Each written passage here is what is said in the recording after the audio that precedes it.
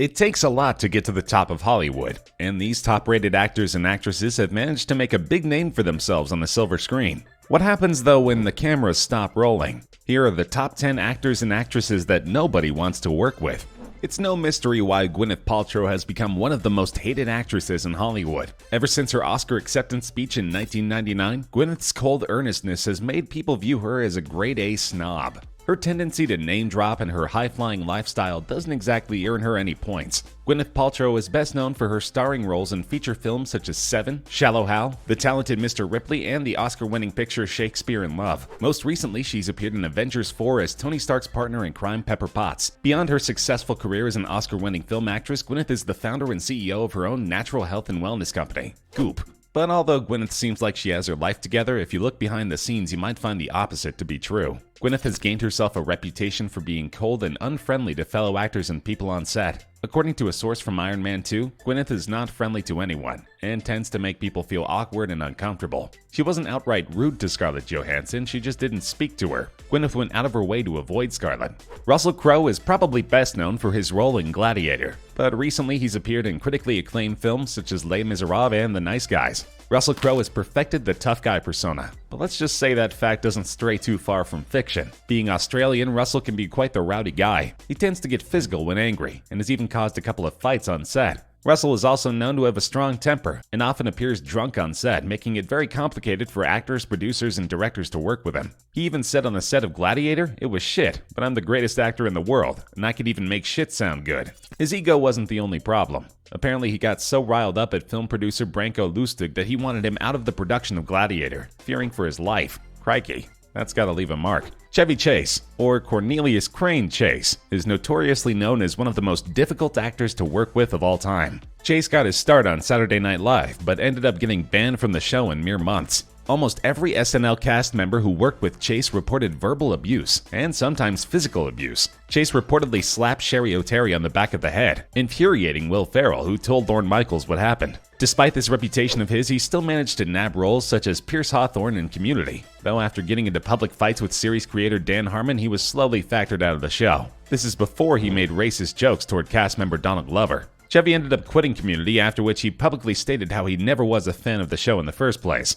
I guess once a delinquent, always a delinquent. Lindsay Lohan has brought us feel-good hits such as The Parent Trap, Freaky Friday, and Mean Girls. These films show us a more innocent, poised actress who had the potential to become the next starlet of her generation. But lo and behold, something rather different was brewing behind the scenes. After years of starring in big-time movies, her life took a turn for the worst, something along the lines of a Lohan disaster. Lindsay Lohan's acting career completely flipped when she continued to run into trouble with the law and exhibited unprofessional, inappropriate behavior on the set of certain film projects. She's known to be notoriously late to set. She forgets her lines and sometimes doesn't even show up. Her brushes with the law were usually drug-related and eventually landed her in rehab. She was also convicted of a DUI in 2007 after crashing her car in some trees in Beverly Hills. Authorities found a measurable amount of cocaine in her possession, and Lindsay was arrested shortly after. She's also known to be unrealistically demanding both on-set and off-set. She once insisted that all of her beach house employees wear the same shoes or they'll all be fired. Who's the mean girl now? This one may surprise you, but Grey's Anatomy darling Katherine Heigl is known to be quite difficult to work with. Let's just say she takes the word outspoken to a whole new level. She claimed that her wildly successful movie Knocked Up was sexist. Seth Rogen, her co-star in the film, seemed confused by her remarks, since he thought she was okay with the process and the end result. However, this was apparently not Katherine's experience. Heigl has also openly criticized Grey's Anatomy after saying that she is dropping out of the Emmy race because Grey's writers did not give her good enough material to work with. Heigl continued to make projects but mostly stayed with direct-to-DVD or TV commercials. She recently starred in the 2017 thriller Unforgettable, which didn't catch on as much as Heigl had hoped. In addition to being openly critical of her own projects, Heigl can be very demanding on set, and has no problem telling it like it is after a film has been released. After Knocked Up's release, she stated in an interview, "It paints the women as shrews, as humorless and uptight, and it paints the men as lovable, goofy, fun-loving guys. I guess if you want to be the talk of the town, you better not talk down."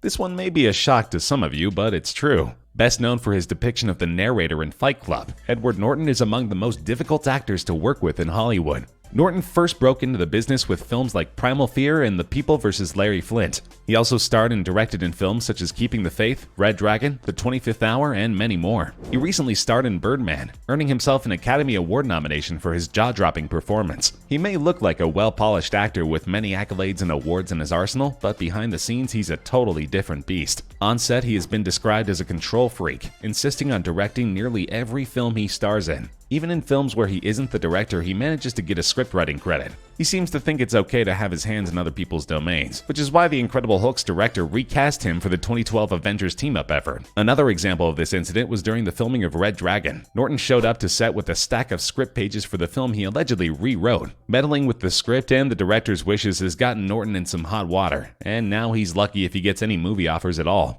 Shia LaBeouf is not your average actor. He's best known for his role in the Transformer movie saga, but you may also remember him as the lovable Louis Stevens in the TV sitcom Even Stevens. This film and TV actor started out as a Disney kid and grew up to not just be an actor but a performance artist. His stunts are meant to see beyond expectations and shock the public. His installations often feature himself grappling with his own fame and celebrity status, sometimes defying it altogether. LaBeouf launched the #IamSorry project, where he appeared alone with his I Am Not Famous Anymore paper bag over his head in a Los Angeles art installation space. People visited him one by one and used props in their interactions with LaBeouf, including a bottle of Jack Daniels. When it comes down to it, LaBeouf isn't exactly a cup of tea on set. Most of his on-set incidents centered around his strange method acting approach that makes for some difficult rehearsals. He's also been known to stir up fights, and allegedly fought with co-star Tom Hardy while on the set of Lawless, and Alec Baldwin while doing Broadway play Orphans. His crazy behavior, wacky stunts, and unpredictable temper have a lot of Hollywood actors avoiding LaBeouf at all costs.